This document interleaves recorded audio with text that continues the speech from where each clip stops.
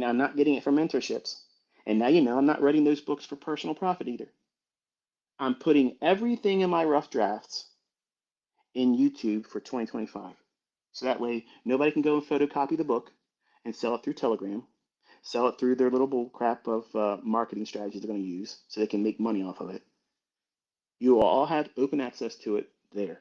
And it's better because you're going to watch me do it with real money accounts. What I'm doing, what makes sense, what am I tapping into, what lessons am I using, and where can you go and watch that in deeper in detail? What areas and what playlists should you look at? What did I do here, and where can you see the information of what I use there? Here's the video. I'm not going to tell you the minute marker because I don't have the time to do that. But your advantage is whenever I start talking about this is what I used here, and the information is in this playlist or this particular video, in my comment section, when you post in that comment section, you can only see your comment. So that way you can have your own little scrapbook of notes. Say, okay, ICT talked about, this is where he talked about how he used the order block as an entry model and how he used the parameters for managing the risks. This is the part where he said that. Nobody else's comments are going to clutter around that. You have the perfect study note application with my videos by having my comment section held for review. That means everybody can post and I see every comment. But as soon as I see something that's inflammatory, I mute you. You still will see your comment, but I will never see your comment again, and nobody else has ever seen it. So just know that there's a lot of people that come in and they think that they're doing some major damage. They're not doing any damage. You're wasting your time. But that comment section is a valuable resource for you as a real student that you're really trying to learn how to do this and manage the information and how to go back and refer to it. Use that comment section on my YouTube videos because it will afford you the luxuries of knowing where certain things are in a video journal format. I mean, if you download my videos, you can still do that and write the times and stuff in your personal journal. But for the folks that don't want to do that, just use the comment section. That's all you got to do. Just write it there. Nobody else can see your comment. No one else can see it. Only you see it. That's why everybody says, you know, it's usually the folks from India. They'll come in. They'll say, "Why no comments? Video has all these views, but no comments. Why is nobody talking?" And it's for people that don't. Those individuals aren't really following me when they leave comments either. So I don't know why. What it is, the fascination from folks in India. They want to see comments. I don't know, but simply place your comments that have useful information for you when you're watching the videos, and you will be much better equipped to track the progress throughout 2025 that way. You can also, like if I'll refer to certain things, and invariably what's going to happen is I will say something during a presentation, and I'll cite a certain video. And I may even promise to put the link or the description of the video to find it on the library on my YouTube channel, and I may fail to do so. And the way you cover your rear end and me is in the comment section, write down the reference to it, and then put the actual link to that video in the comment section. So that way, all of your notes about that video are germane to your focus. Nobody else sees them, and it's not cluttered or lost. And there's going to be a lot of people say, well, why don't you just leave the comment section open so that way we can just look at everybody else doing the legwork for us? Because it'll get lost. And I'm not babysitting trolls. I don't care about anybody talking negative in what I'm producing next year. I'm busy making money. You're all welcome to watch me. You're all welcome to watch and see how many trading opportunities am I really interested in taking based on the school of thought. Short-term trading, day trading, swing trading, and position trading. I'm normally not a position trader. I'm very uncomfortable trading in positions. But if it's a mega trade, that is a position trade. That means you're going to place a trade and you're going to hold it for weeks as much as several months. And because I know that the environment's about to change and get real loose and fast, the market's going to get really animated, not in a untradable fashion where it goes up and down like a heart attack on a EKG. It'll look much more structured, much more symmetrical, and it'll be a pleasure and so much ease to get in and get out of the marketplace. Because it's going to do that, and because there's going to be a lot of things that's going to be gyrating around through global trade next year and in 2026, interest rates are going to be a factor. That's going to drive the commodity markets wild. That's also going to drive the equities markets wild. And these big movements where daily ranges are going to increase as a steady diet, whereas we have large ranges right now, but there's a whole lot of give and take back and forth. You notice that this year? When you're watching the markets, there may be large range days, but generally it's met with a lot of back and forth price action. Then you get this wild, weird run in price action that just simply like, why does it want to do that now? Those types of things I think will reduce in frequency, and you're going to get a whole lot more symmetrical price delivery, meaning that trending days will be easier to trade, where they won't be just at the open straight up and you just miss the entire run. Those things are very, very difficult to trade. And the only way you can trade them is by chasing price. And that's why it's important that you understand that I generally, if I don't have a position open beforehand, I'm not trading those days. And I don't care how much it goes up because I can't bring it to a point of decision where I'm going to take a trade based on I'm going to miss the move because it's moving really fast. There's too many other trading days and opportunities for me to take a trade that makes a better sound decision with managing the risks. And you want to be very cognizant to the facts that while we are going to have better conditions technically the next 2 years with Trump being in office, it does not negate the importance of having sound money management and risk management in your trades. It doesn't mean just go full on whatever the maximum leverage is I can afford to do it. No, absolutely not. If you understand what I'm saying is you can start with the lowest leverage, okay? The lowest leverage and let that compound over the next 2 years and be so much more pleased because you didn't sweat through it versus I gotta go out there and do the maximum damage and try to make as much as I can. And then in reality, do as much damage as you possibly could and not really like what you did, not feel comfortable while you're trading. The key to efficient, long-term, consistently profitable trading is being comfortable while you're trading. If you're fearful or scared right before you take a trade or enter, right away, you're probably trading outside of your model or don't have a model. And or you're expecting to be trading with too much leverage. Now, what I just said, a lot of you just poked your ears up and said, I'm not listening to that. But you need to hear it. If you're fearful and anxious before you put a trade on, one of two things are happening. The absence of a model entirely, or you're not trading with it.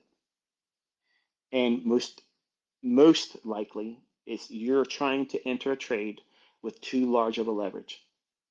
You're trading with too many contracts, too much risk open. Now, the influencers aspects to trading, when you see people online that are live streaming and they're trying to make you think they're the number one day trader on the planet, um, chasing price with no model, just simply getting in there trying to do something with luck. That's not skill. And eventually you're going to see these individuals fall and they're not going to be able to replicate that again. And they're going to melt down in front of you on their social media accounts and they're going to go through all the same stuff you've seen them do before. I'm speaking to you right now. Start sizing down, be consistent about it, and sell the idea that that's a good thing. Your student base, your viewership will want to do those things.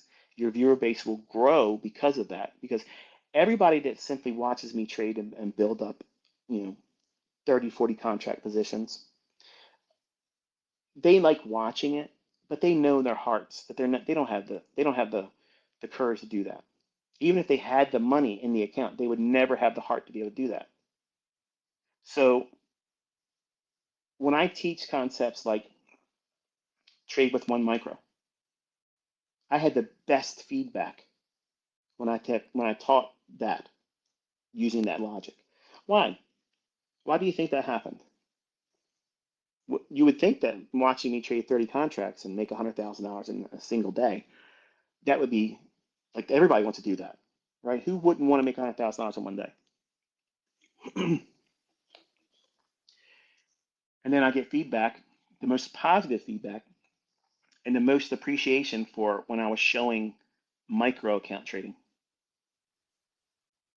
Because the average person that wants to learn how to trade doesn't have the skill set. They don't have the bankroll to be able to trade a position size or the comfort being in a position with that much leverage. Sure, it's fascinating to watch, but they know in their heart they can't do that. So what does it do? They start building up walls. They're saying, okay, well, I'm going to start compartmentalizing this person's content. And really what they're trying to do is shield themselves from the emotional damage, psychological damage of watching something that they can't replicate. And they know that it's too far outside their scope of prowess or capability. Their skill set will never take them that far in their mind or their expectations. Now, that's not to say that someone can't trade like I'm trading. It just means that when the viewer watches it, they start thinking to themselves, well, the first thing is right away, it's demo, or it's a paper trade, or it's hindsight, or it's delayed data. When none of those are the main premises why I'm showing the example, that's not what I'm doing. What I'm showcasing is that you're not limited and you don't need to trade all the time. If you wait for the right setups and you have the money management behind it, you can build large positions up on a sustained price run and you can make a whole lot more money than you could ever imagine. But it incurs risks like everything. But when I talk about things like the ends series, where I went down to the 20-year-old me and talked about how when it was hard for me to pay for my cable bill a month, and that's when cable was kind of cheap. I was contemplating getting rid of cable because I just simply couldn't keep up with it. I wasn't trading yet, and I was just going through school and ending my uh, pursuit of computer science degree, and I wanted to be a systems analyst. That was my job decision. I mean, that's where I was trying to take myself. And then the trading bug bit me. The ideas of making money when I first started was simply me trying to just make $250 a week. That was Inner Circle Trader, November 5th, 1992, on a Thursday evening, in an old dusty couch that my aunt and uncle had down in their family room. I sat down on a notepad and I wrote down, I want to make $250 a week, every week. If I do that, that means I'm making $1,000 a month. And if I do that and I can save that, if I can do that, I'll retire before I'm 40 years old. So I had a retirement plan of 40 years old. So my plan, my trajectory was pushed out 20 years. You'll never see an influencer tell you that. Can you imagine? Can you imagine ICT first came out? Okay, guys, I got all the answers you're looking for. It's going to take you 20 years to get it. Nobody's subscribing. Nobody's watching my videos. Okay. So, but just understand that when I first started all this, my expectations were so far in the future and low, low, low hanging in terms of expectation. I didn't place a whole lot of requirements on myself. $250 is relatively easy to do. Trading any market, like any market, affords you that. So, five handles in corn yields you $250. You know, one one handle in corn is $50 per contract. Five handles is $250. You could literally sneeze and make that in a quiet day trading corn. So I wanted to come up with a number that was, in my opinion, something that is reasonable without a lot of difficulty because I had a job back then. And I wanted to focus on finding something that could be replicated pretty easily, consistently, and not require a lot of my time because I was well, trying to repair myself as a man. Like I was recently divorced and trying to find my way in the world, as a single man, brokenhearted. So I I didn't want to place too much of a burden on me in the beginning because I knew if I wasn't able to sustain that target being met, that I would quickly lose interest. And I couldn't imagine anything else in my life at the time. I didn't want to uh, pursue anything else. I had already invested since I was in sixth grade all of my math and science studies, both in my personal time and in college format. All of that was pursuant to me becoming a system analyst, and I wanted to be in that field. And the doors weren't opened to me there, and I felt very defeated at the time because my GPA, my ability at that time in that field was very high. I worked very hard and I was passionate about it. Um, but I guess God said, no, that's not what I want you doing. But this evening, on November 5th, 1992, I had epiphany. It was an awakening in me where I was like, you know what? I could grow this over time. And if I just did this only and sustained just this and never did anything more, when I turn 40, I can stop working. And then I can do the things I want to do. Whatever those things would be, I could afford to do it time wise and I could have the money to do it. And everything I did from that moment on was working towards that goal. And by me studying with low expectations in the beginning, it never allowed me to be discouraged.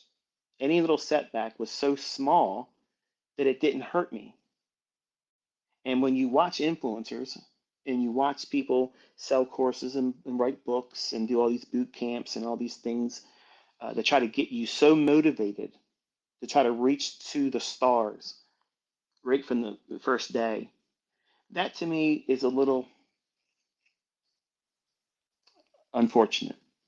And while it's limitless in terms of how much money you can make over time, once you know who you are as a person, how you think, what impulses tend to materialize in your personhood, all those things are going to be factors in trading.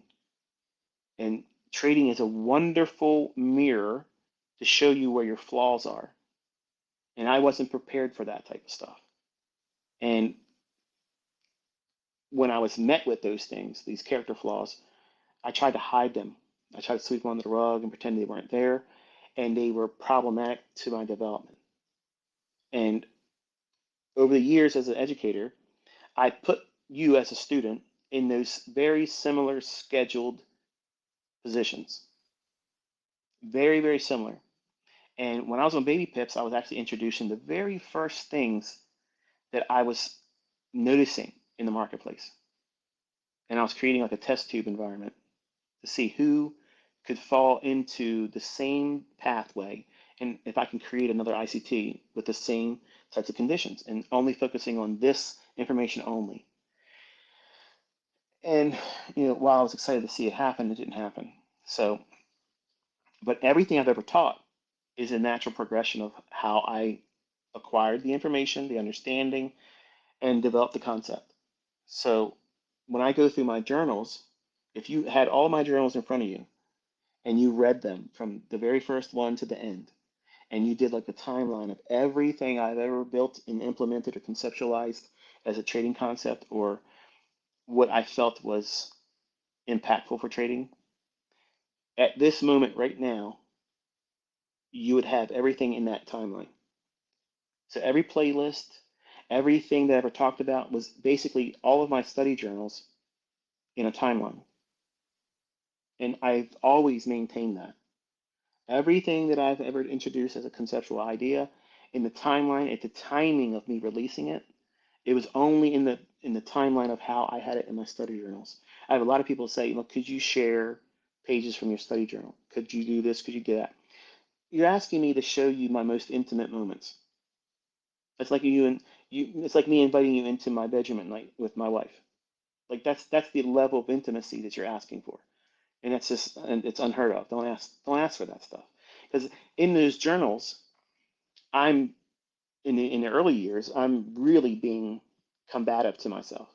Like I'm literally being my most critical adversary, and I don't realize it. So while that was important for me to recognize it in the early years, it's not something that's helpful. In fact, I hurt myself. A lot of the scar tissue was self-inflicted. These are things that I reinforced in my mind that I caused on an individual basis. Like no one else outside of me caused those things.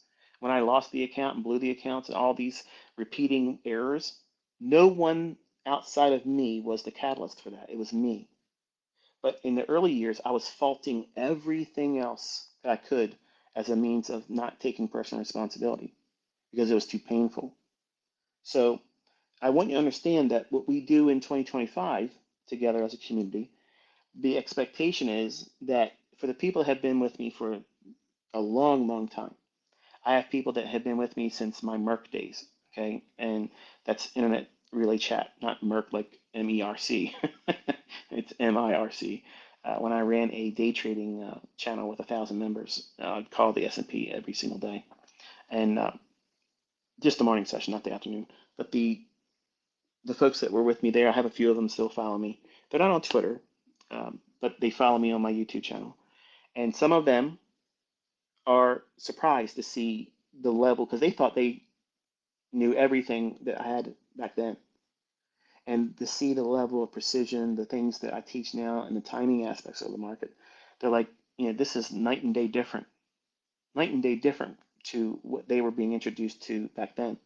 I'm talking about 1996, 1997, 1998, those years leading up to 2021, where I scrubbed the whole internet relay chat.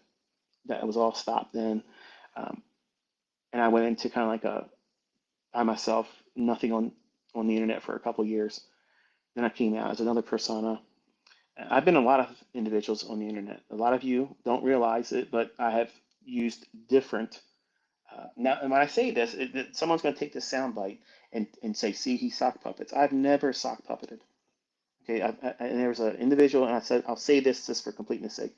One of the moderators on Baby Pips sent me an email saying that a ISP address with my ISP address at the time um, appeared to have created another account and was talking, kind of like glad handing, like self-love, self-praise. And I didn't need that. I mean, when I went into their chat room and when I went on their posting boards, I had the largest following. And all you had to do is just read through it and you'll see what you see on YouTube in comments and you'll see it in Twitter. Largely, it's everybody saying, thank you, this is great, keep doing what you're doing, I love what you're doing, blah, blah, blah. So I never needed to create another alternative persona to self praise myself. So I don't know how my ISP was cloned or duplicated or whatever, but she sent me this email and it gave me an infraction. Like if you do 2 or 3 more of these or something like that, I could lose my account. So I got mad and I posted it publicly on the forum on Baby Pips. I said, "This is nonsense. I did not do this. I did not do this. I don't need to do these things." And I got really upset and I took all the links down in the YouTube links to the content because I was like, you know what? Basically, you're not asking, you're suggesting to me that I'm doing something fraudulently when I don't need to do it fraudulently. I wasn't doing anything for money. I didn't do anything except for produce the content daily, and my videos and my threads on Baby Pits were the most widely followed. I had 2 of the highest, and you go over on Baby Pits still to this day, my threads are the highest viewed, and there's nothing in them now because I took all the links to the YouTube content down. But I left Baby Pips. They didn't kick me out. I left them. And I guarantee you they'd love for me to come back now and bring all kinds of traffic to them. But I brought them traffic. I did those things for simple pleasure of producing the content and teaching. And when I was accused by one of the moderators over there in an email, nobody else saw that. I chose to make that public. I did that because I was offended by it. I was like, this is nonsense. I don't need to do these things. And when I did have an Instagram account, I don't have Instagram. I created an Instagram account and then it was hacked, and then somebody was using it to go into people's DMs and offer them mentorship. When I don't do mentorships and I don't DM anybody. So there's a guy on Instagram right now That's not me. And there's a person on TikTok, that ain't me. I don't have any of those social media accounts. So there's a vested interest in people trying to, number one, mar my image or pretend to be me. And it's always because they're either trying to tear me down so they can look better, which is impossible, and or they're trying to replicate me and pretend to be me so that way you pay them. And I'm saying I don't get paid for anything. Like I'm literally on another Saturday here talking to you with my free time that I could be doing whatever I want to do. And I'm choosing to build you up, to inspire you to stick to the course and stick to the process of working on yourself and not needing to pay other people to help you do it. You don't need to pay anybody anything. The only thing you're doing when you pay somebody else is you're increasing the level of expectation at the end. You paid for that information. So therefore, you better be profitable. You better be easy. You better make it easier for me to figure this stuff out because I paid you. Here, the economy is this. I'm going to give you the best. It's going to take you a lot of effort to get through it, and most people will fail. Not because the concepts don't work, but because you don't have it in your heart to stick with it.